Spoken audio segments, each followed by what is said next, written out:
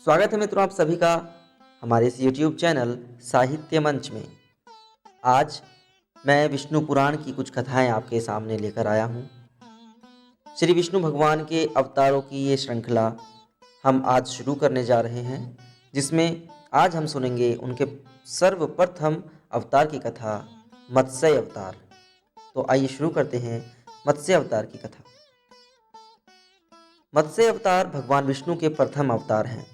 मछली के रूप में अवतार लेकर भगवान विष्णु ने एक ऋषि को सब प्रकार के जीव जंतु एकत्रित करने के लिए कहा और पृथ्वी जब जल में डूब रही थी तब मत्स्य अवतार में भगवान ने उस ऋषि की नाव की रक्षा की। इसके पश्चात ब्रह्मा ने पुनः जीवन का निर्माण किया। एक दूसरी मान्यता के अनुसार एक राक्षस ने जब वेदों को चुराकर सागर की अथाह गहराई में छुपा दिया, तब भगवान विष्णु ने मत्स्य रूप धारण करके वेदों को प्राप्त किया और उन्हें पुनः स्थापित किया। एक बार ब्रह्मा जी की असावधानी के कारण एक बहुत बड़े दैत्य ने वेदों को चुरा लिया। उस दैत्य का नाम हयग्रीव था। वेदों को चुरा लिए जाने के कारण जब ज्ञान लुप्त हो गया और चारों ओर अज्ञानता का अंधकार फैल गया, तब पाप और अधर्म का बोलबाला सब ओर हो गया। तब भगवान विष्णु ने धर्म की रक्षा के लिए मत्स्य रूप धारण करके हयग्रीव का वध किया और वेदों की रक्षा की। भगवान ने मत्स्य का रूप किस प्रकार धारण किया, इसकी विस्मयकारिणी कथा इस प्रकार है। कल्पांत के पूर्व एक पुण्यात्मा राजा तप कर रहा था। राजा का नाम सत्यव्रत था। सत्यव्रत पुण्यात्मा तो था ही, बड़े उदार हृदय का भी था। प्रभात का समय था, सूर्योदय हो चुका था। सत्यव्रत कृतमाला नदी में स्नान कर रहा था। उसने स्नान करने के पश्चात जब तर्पण के लिए अंजलि में जल लिया तो अंजलि में जल के साथ एक छोटी सी मछली भी आ गई। सत्यव्रत ने मछली को नदी के जल में छोड़ दिया। मछली बोली, राजन, जल के बड़े बड़े जीव छोटे छोटे जीवों को मारकर खा जाते हैं। अवश्य कोई बड़ा जीव मुझे भी मारकर खा जाएगा। कृपा करके मेरे प्राणों की रक्षा कीजिए। सत्यव्रत के हृदय में दया उत्पन्न हो उठी। उसने मछली को जल से भरे हुए अपने कमंडलों में डाल लिया। तभी एक आश्चर्यजनक घटना घटी। एक रात में मछली का शरीर इतना बढ़ गया कि कमंडलू उसके रहने के लिए छोटा पड़ने लगा। दूसरे दिन मछली सत्यव्रत से बोली, हे राजन, मेरे रहने के लिए कोई दूसरा स्थान ढूंढिए, क्योंकि मेरा शरीर बढ़ गया है। मुझे घूमने फिरने में बड़ा ही कष्ट होता है। सत्यव्रत ने मछली को कमंडलू से निकालकर पानी से भरे हुए मटके में रख दिया। यहाँ भी मछली का शरीर रात भर में ही मटके में इतना बढ़ गया कि मटका भी उसके रहने के लिए छोटा पड़ गया। दूसरे दिन मछली पुनः सत्यव्रत से बोली कि हे राजन, मेरे रहने के लिए कहीं और प्रबंध कीजिए, क्योंकि मटका भी मेरे रहने के लिए छोटा पड़ रहा है। तब सत्यव्रत ने मछली को निकालकर एक सरोवर में डाल दिया, किंतु सरोवर भी मछली के लिए छोटा पड़ गया।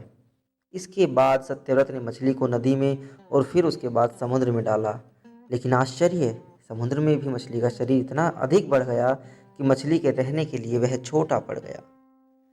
अतः मछली पुनः सत्यव्रत से बोली कि राजन, यह समुद्र भी मेरे रहने के लिए उपयुक्त नहीं है।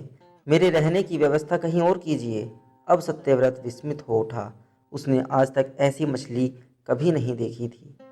वह विस्मय भरे स्वर में बोला, मेरी बुद्धि को विस्मय के सागर में डुबो देने वाले आप कौन हैं? मत्स्य रूपधारी श्री हरि ने उत्तर दिया, हे राजन, हयग्रीव नामक दैत्य ने वेदों को चुरा लिया है। जगत में चारों ओर अज्ञान और अधर्म का अंधकार फैला हुआ है।